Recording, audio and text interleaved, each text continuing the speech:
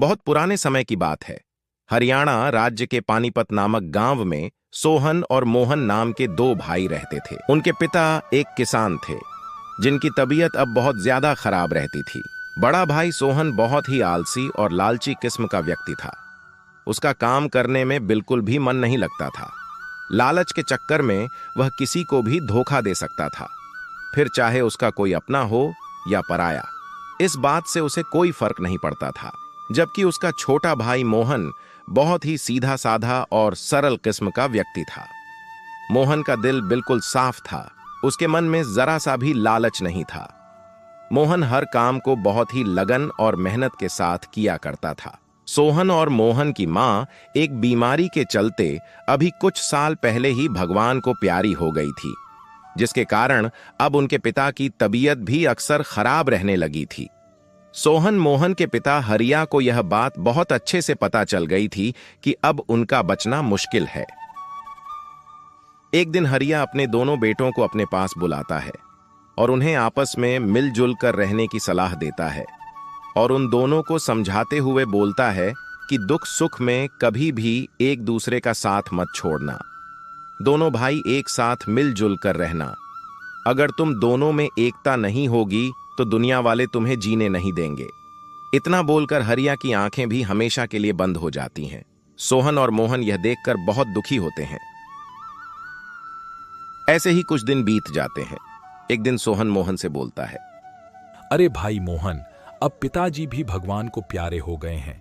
आगे चलकर हम दोनों भाइयों के बीच में किसी प्रकार की कोई कहासुनी ना हो, इसलिए हमें चीजों को आपस में बांट लेना चाहिए, जिससे हम दोनों भाइयों का प्यार सदा बना रहेगा। ठीक है भाई, सोहन जैसा आपको ठीक लगे। आप मेरे बड़े भाई हैं, आप मेरे से कोई गलत बात थोड़ी बोलेंगे। अगर बंटवारा करने से हम दोनों भाइयों का प्यार सदा के लिए बना रहेगा तो बंटवारा ही सही। भाई मोहन, तुम्हें तो पता ही है, हमारे पिताजी एक गरीब किसान थे, तो वह हमारे लिए कुछ ज्यादा धन संपत्ति तो छोड़कर नहीं गए हैं। पिताजी हमारे लिए सिर्फ 3 चीज छोड़कर गए हैं, एक गाय, एक रजाई और एक नाशपाती का पेड़। ऐसा करते हैं यह नाशपाती का पेड़ ऊपर से मेरा और नीचे से तुम्हारा, और ये गाय आगे से तुम्हारी और पीछे से मेरी, और आखिरी में बचती है ये रजाई। ऐसा करते हैं कि दिन में ये रजाई तुम्हारे पास रहेगी और रात में मेरे पास। ठीक है ना भाई? छोटे भाई, अगर मेरे से बंटवारा करने में कोई गलती हो गई हो तो बोल देना। मोहन को ना चाहते हुए भी अपने बड़े भाई सोहन की बात माननी पड़ती है, क्योंकि मोहन को उसके पिता की कही बातें याद आ जाती हैं। इसलिए वह कुछ नहीं बोलता और चुपचाप से सोहन की बात को मान लेता है। ऐसे ही कुछ महीने बीत जाते हैं और सर्दी का टाइम आ जाता है। एक दिन की बात है, रात होने ही वाली थी। मोहन को बहुत ज्यादा सर्दी लग रही थी, इसलिए वह कंबल उठाने के लिए जाता है। उसे कंबल उठाता देख बड़ा भाई सोहन बोलता है, अरे भाई मोहन, ये तुम क्या कर रहे हो? शायद तुम भूल गए हो, ये रजाई सिर्फ दिन के समय तुम्हारी है, और जैसा कि मैं देख पा रहा हूं अभी तो रात हो गई है, तो इस हिसाब से तो अब इस रजाई पर मेरा हक है। और इस तरह बेचारे मोहन को पूरी रात बिना रजाई के ही सोना पड़ता है। ठंड के कारण मोहन की तो हालत ही खराब हो गई थी। उसके बड़े भाई के मन में यह बात बिल्कुल भी नहीं आती कि उसका छोटा भाई इतनी सर्दी के मौसम में बिना रजाई के कैसे सो पाएगा। मोहन जैसे तैसे करके वह रात काट लेता है। अगले दिन सुबह हो जाती है। सुबह होते ही मोहन हर रोज की तरह गाय का दूध निकालने के लिए जाता है। मोहन को ऐसा करते देख उसका बड़ा भाई सोहन गुस्से में मोहन से बोलता है, अरे भाई मोहन, ये रोज रोज का तुमने क्या ड्रामा लगा रखा है? कभी रात के टाइम पर रजाई लेने के लिए आ जाते हो, तो कभी सुबह सुबह मुंह उठाकर गाय का दूध निकालने के लिए चले आते हो, जबकि तुम्हें यह बात बहुत अच्छे से पता है कि गाय का पिछला भाग मेरे हिस्से में आता है, इसलिए इस गाय के दूध पर मेरा हक है। क्या अब तुम मेरे हक को भी छीनना चाहते हो? छी छी छी, मुझे यह उम्मीद नहीं थी तुमसे छोटे भाई। पिताजी यह सब ऊपर से देखकर कितना दुखी होते होंगे। यह सब सुनकर मोहन को बहुत बुरा लगता है और वह मन ही मन बहुत दुखी होता है। उसे अपने बड़े भाई से ऐसी उम्मीद नहीं थी। इतनी सारी बातें सुनकर मोहन चुपचाप वहां से चला जाता है। थोड़ी देर बाद मोहन को भूख लगती है। मोहन नाशपाती खाने के लिए पेड़ के पास जाता है। मोहन को ऐसा करता देख उसके बड़े भाई को बहुत गुस्सा आता है और वह मोहन से बोलता है, अरे भाई मोहन, ये तुम क्या कर रहे हो? शायद तुम भूल गए हो, इस पेड़ का ऊपर वाला हिस्सा मेरा है, इसलिए इस पेड़ के फलों पर सिर्फ और सिर्फ मेरा हक है। तुम्हारे हिस्से में तो पेड़ का निचला भाग आता है, इसलिए तुम पेड़ में सुबह शाम सिर्फ पानी डालो, ऊपर आए फलों पर नजर मत रखो, क्योंकि वह फल मेरे हिस्से के हैं। मैं देख रहा हूं कि तुम्हारा लालच दिन प्रतिदिन बढ़ता ही जा रहा है। कभी तुम रजाई लेने के लिए आ जाते हो तो कभी गाय का दूध निकालने के लिए चले आते हो, और आज तो तुमने हद ही पार कर दी। आज तुम मेरे हिस्से के फल भी चुराने के लिए आ गए। दूसरों की चीजों पर यूं नजर रखना अच्छी बात नहीं होती। मुझे लगता है तुम मेरे हिस्से को हड़पना चाहते हो। अपने बड़े भाई के मुंह से ऐसा सुनकर मोहन को बहुत बुरा लगता है। मोहन को समझ नहीं आ रहा था कि वह क्या करे। एक दिन मोहन परेशान होकर गांव के मुखिया के पास जाता है और मुखिया को बोलता है, बहुत परेशान हूं। मेरे पिताजी अपने पीछे सिर्फ 3 चीज छोड़कर गए थे, एक गाय, एक रजाई और एक नाशपाती का पेड़। मेरे बड़े भाई सोहन ने उन तीनों चीजों का बंटवारा कुछ इस प्रकार किया है। दिन में रजाई मेरे पास रहेगी और रात के समय उसके पास। गाय का चारा खाने वाला हिस्सा मेरा है और दूध देने वाला हिस्सा उसका है। पेड़ का पानी देने वाला निचला हिस्सा मेरा है और फल देने वाला ऊपर का हिस्सा उसका है। ऐसे में आप ही कोई समाधान बताएं मुखिया जी। तुम्हारे भाई ने चाल तो बहुत अच्छी चली है। उसने तुम्हारा भोले होने का फायदा उठाया है। शायद उसने अभी तक यह कहावत नहीं सुनी कि शेर को भी सवा शेर टकरा जाता है। जैसा मैं तुमसे कहता हूं, तुम ठीक बिल्कुल वैसा ही करना। देखना, कुछ ही समय में उसकी अक्ल ठिकाने पर आ जाएगी।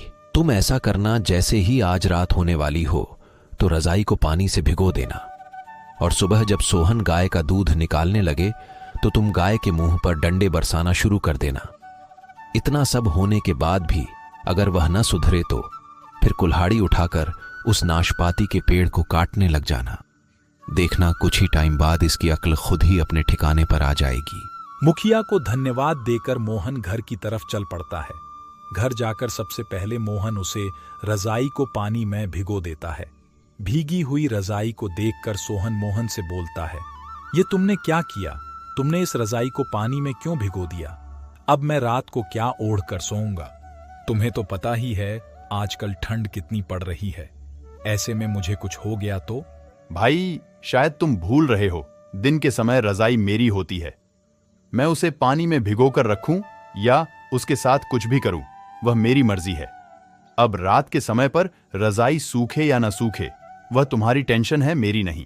उस रात को सोहन को पहली बार ठंड में बिना रजाई के सोना पड़ता है। ठंड के कारण एक ही दिन में उसकी हालत खराब हो जाती है। अगले दिन सुबह होते ही सोहन गाय का दूध निकालने के लिए गाय के पास जाता है। सोहन को गाय के पास आता देखकर मोहन गाय को डंडों से मारने लग जाता है। मार खाकर गाय बहुत ज्यादा गुस्सा हो जाती है और दूध नहीं देती। यह सब देखकर सोहन मोहन से बोलता है, अरे मोहन, ये तुमने क्या किया? तुमने सुबह सुबह इस गाय को क्यों मारा? तुम्हें पता है ना, मार खाने के बाद अब ये दूध नहीं देगी। मुझे लगता है तुम पागल हो गए हो, तभी तो पागलों वाली हरकतें कर रहे हो। अरे भाई सोहन, शायद तुम भूल रहे हो, इस गाय का आगे वाला हिस्सा मेरा है। इस आगे वाले हिस्से के साथ मैं चाहे जो करूं, उससे तुम्हें क्या? जब मेरा मन करेगा मैं उसे चारा खिलाऊंगा, और जब मेरा मन करेगा मैं उस पर डंडे बरसाऊंगा। मोहन के मुंह से ऐसी बातें सुनकर सोहन की आंखें फटी की फटी रह जाती हैं। उसके मुंह से एक शब्द भी नहीं निकलता।